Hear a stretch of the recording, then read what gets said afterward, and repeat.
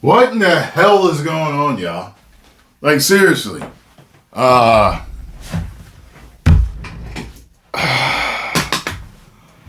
waking up hearing about this whole Kamala crash thing. I'm seeing all these memes, all this red with her standing in front of it. I know Trump's been on Aiden Ross today. All right, let me check this out, because good Lord. I guess there's some good deals in the stock market today. Man, of course, the screen wants to freeze right now. Of course. Of course. I don't even know what's wrong with this computer sometimes.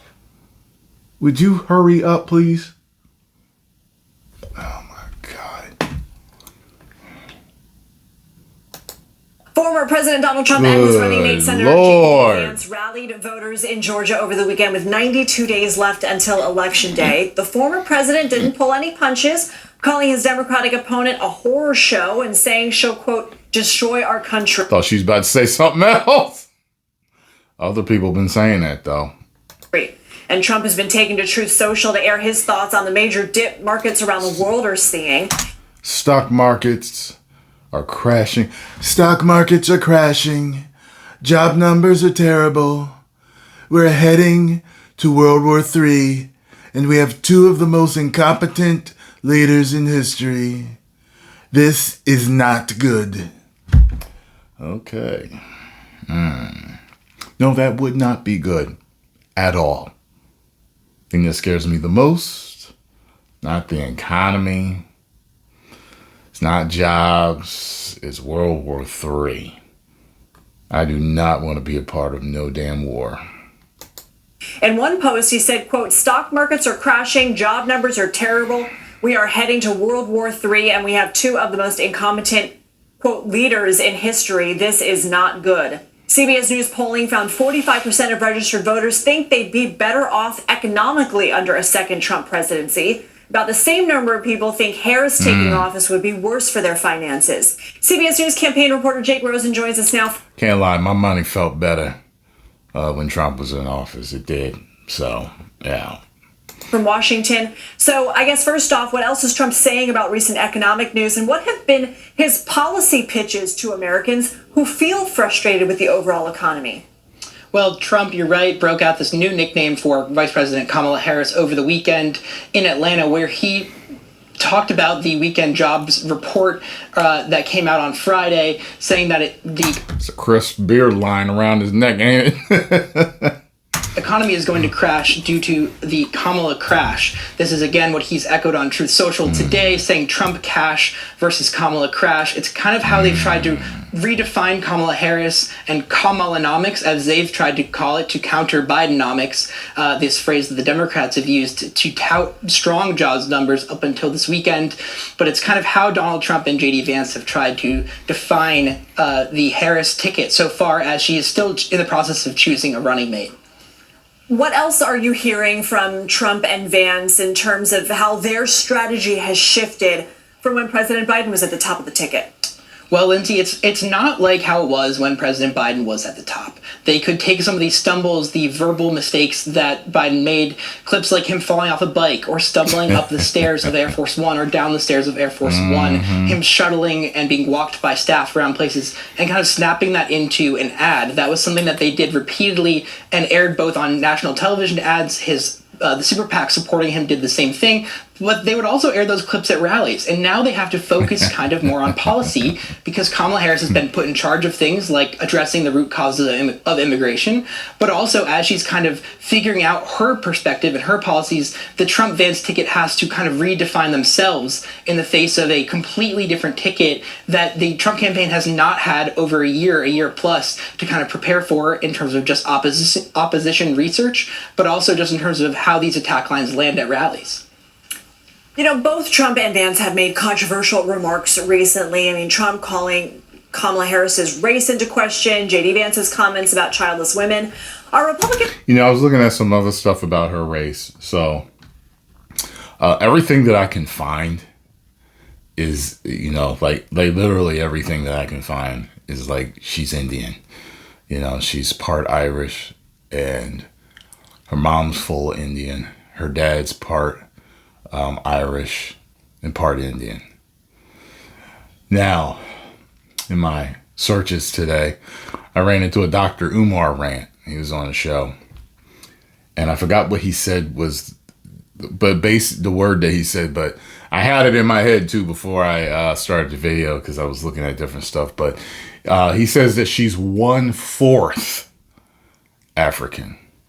Now, any of you that have been following me for a while know that I'm part Irish, I'm part Italian, and I'm part Blackfoot Indian tribe, or Blackfoot Native American tribe, and Cherokee. Okay? However, I would never run for office saying that I'm the first Native American. I wouldn't do that. I wouldn't run, but I'm the first Irish, first Italian. Come on, man. You know what I'm saying? People will be like, oh, come on, man. Like, for real? And it's true. She was repping India, and like just so many clips of her repping Indian. And there's nothing wrong with that. Okay? She can be a proud, brown, Asian, Indian woman. I don't understand what this whole thing is. Well, I do understand. It's just trying to get the black vote. That's all it is. And when you look at her, like there are certain people of different races or nationalities, depending on what they're mixed with or whatever, how they come out. Sometimes they look like they could be put a lot of places. You know what I mean? Like, I got a cousin. He looked like everybody. You know what I mean? He looked like everybody. So it's like he can fit in almost anywhere and say he's that, and people would believe it. You know what I'm saying? You might have to change his haircut a little bit, but everybody will believe him, except for Asian. Maybe. And I mean like Japanese or Chinese. Like there's certain other, like he could probably pass for Turkish if he wanted to. You know what I mean? But anyway. Pakistani is what I was thinking. I think Pakistan is Indian. I mean, is Asian, correct? Anyway, I've gotten off the track here. The point is, yeah, we know what's happening. So, yeah, they're questioning it. It's part of the old politics. It's not controversial, really. Not to me. You know, they question Trump about stuff, which is fair. They question her about stuff, which is fair. You know what I'm saying? Worried that they may alienate voters? Well, when I spoke with voters in Glendale, Arizona the other day ahead of the J.D. Vance speech, both the Trump comments and the J.D. Vance comments and the defense of them by both Trump and the Trump campaign were echoed back to me by supporters who I spoke with, who said, you know, it is true that Kamala Harris has kind of chosen which race to run on. It is true that, you know, these women who have not procreated. You know what I wonder? I wonder how Indian Americans feel about her switching up like that. I haven't looked that up.